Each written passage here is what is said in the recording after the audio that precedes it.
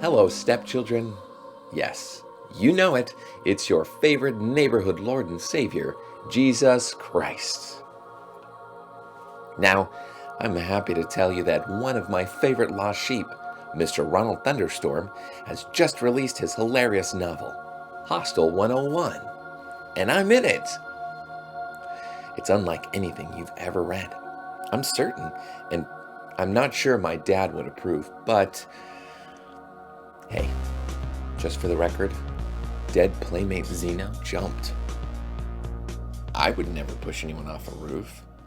Anyway, get your hands on the good book, Hostel 101, Ronald Thunderstorm. You go, girl. This message and my credibility will self-destruct in 5 seconds.